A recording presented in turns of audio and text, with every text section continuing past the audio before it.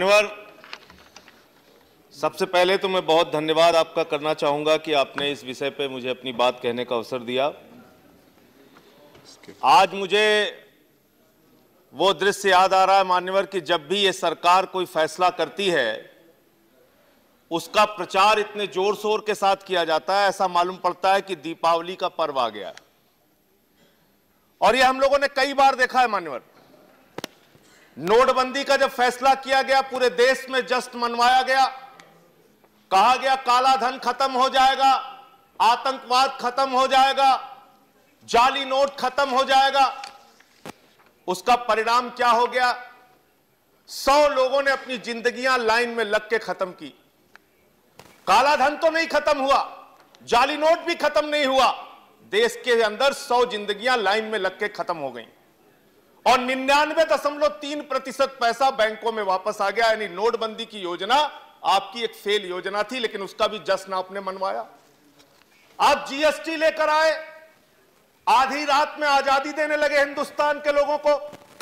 और बड़ी विचित्र सरकार है मान्यवर कि टैक्स बढ़ाने का भी जश्न मनवा दिया इस पूरे देश में। बोला जश्न मनाओ, 5% से 28% आपका टैक्स हो रहा है, उसका भी जश्न मनवा दिया।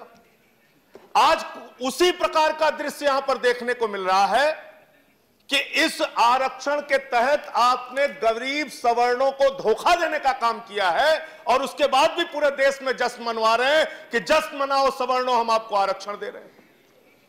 मैं बड़ी विनम्रता पूर्वक सरकार से पूछना चाहता हूं और यह कहना चाहता हूं पूरी जिम्मेदारी के साथ, मानवर, भारत की राजधानी तो दिल्ली है, लेकिन भारतीय जनता पार्टी की राजधानी कहां है पूरा देश जानता है।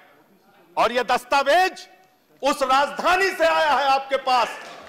और वो राजधानी जो है आपकी, उस राजधानी में जो प्रमुख बैठते हैं वो प्रमुख दलितों के विरोधी हैं, वो प्रमुख पिछड़ों के विरोधी हैं। और उसी प्रमुख ने बिहार के चुनाव में कहा था दलितों और पिछड़ों का आरक्षण इस देश के अंदर खत्म होना चाहिए, खत्म होना चाहिए। मानवर, यह तरीका ठीक नहीं है, यह तरीका ठीक नहीं है, यह तरीका ठीक नहीं है। यह तरीका बिल्कुल ठीक नहीं है। मुझे अपनी बात कहने दीजिए, मुझे अपनी बात कहने दीजिए। बात कहें समझते नहीं तो मैं दूसरे स्पीकर को बुलाऊंगा। प्लीज अपनी बात करें। आप लोग बैठे। ये नागपुर के प्रमुख, कृपया अपनी जगह ले। दलितों और पिछड़ों का आरक्षण, कृपया अपनी जगह ले। राकेश जी कृपया अपनी जगह के साथ ये बिल लेकर आया गया है। ये बिल उसकी शुरुआत है मान्यवर। और मैं पूछना चाहता हूं, नागपुर में जो प्रमुख बैठते हैं 90 साल से वो संस्था 90 साल से काम कर रही है। ऐसे अगर चिल्लाएंगे सर ये ठीक नहीं है। आप बैठे, अपनी बात करें संजय जी। आप बैठे प्लीज। तो एक स्पीकर को नहीं बोलने दूंगा। एग्जामिन होगा, कोई अगर गलत बात होगी तो रिकॉर्ड से निकालिए प्लीज। 90 साल से जो नागपुर इनकी राजधानी है, उस नागपुर की राजधानी में 90 साल से एक भी प्रमुख दलित और पिछड़ा नहीं बैठा है। यह इनकी मानसिकता है मानवर। दलितों के, पिछड़ों के विरोधी ये लोग हैं। इस व्यवस्था के साथ ये बिल लाया गया है। और मैं आपसे पूछना चाहता हूं, आपने 8 लाख की सीमा तय कर दी, 8 लाख की सीमा तय कर दी मानवर। मैं पूछना चाहता हूं 8 लाख की सीमा में, राकेश जी आप बैठे, कृपया बैठे। जिस दिन से आम आदमी पार्टी आई है सब मिलकर विरोध करते हैं।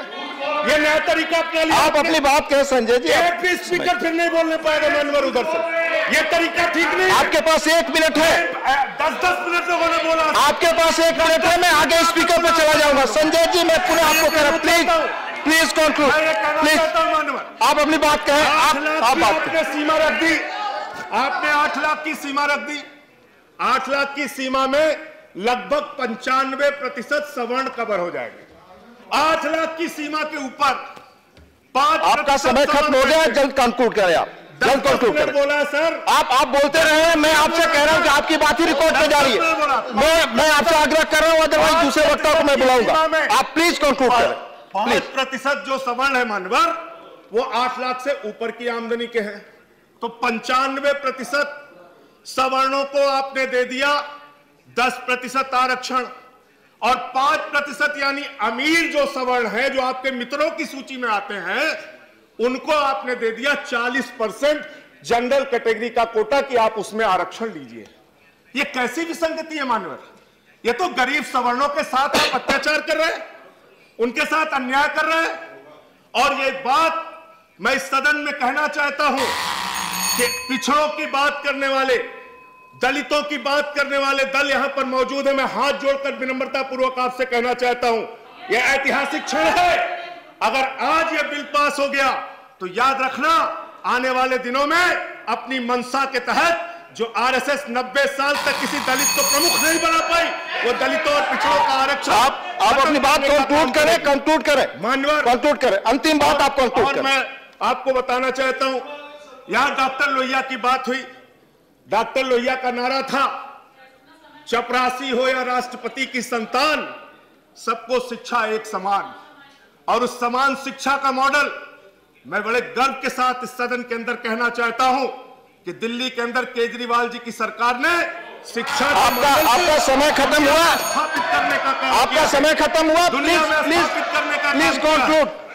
मैं अब दूसरा नाम पुकार रहा हूं। अगर आप खत्म कर रहे हो तो मैं दूसरा नाम पुकारूंगा। दूसरों को आपने इतना समय दिया, मेरे साथ क्यों नहीं? आप समय जो बचा है, मैंने आपके पार्टी के अनुसार जो समय है उससे अधिक मैंने दिया। समय पर कृपया हम लोग परामर्श करें। ठीक नहीं मानवर, मैं बात दे उस समय के अनुसार। आप जल्द खत्म करें, आप जल्द खत्म करें। मानवर, 26 लाख नौकरियां राज्यों में रिक्त हैं, आपकी वहां पर सरकारें हैं। आप उन रिक्तियों को भरने का काम कीजिए।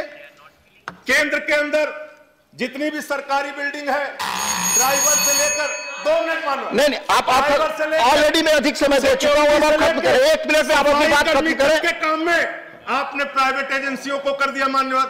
वहां आरक्षण का क्या होगा?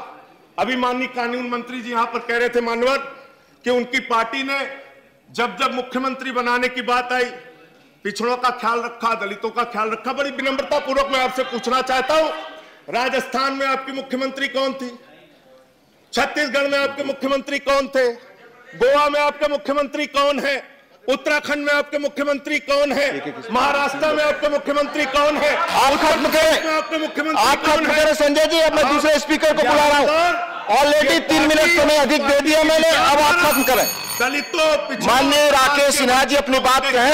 आपके दल से 3 स्पीकर हैं, मैं आग्रह करूंगा कि समय के तहत अपनी बात करें। हमारी पार्टी अगर हमारे सुझाव को यहाँ पर नहीं मानती, प्लीज आप कंक्लूड करें। आपकी बात रिकॉर्ड पे नहीं जाएगी संजय जी। अब आप कहें राकेश।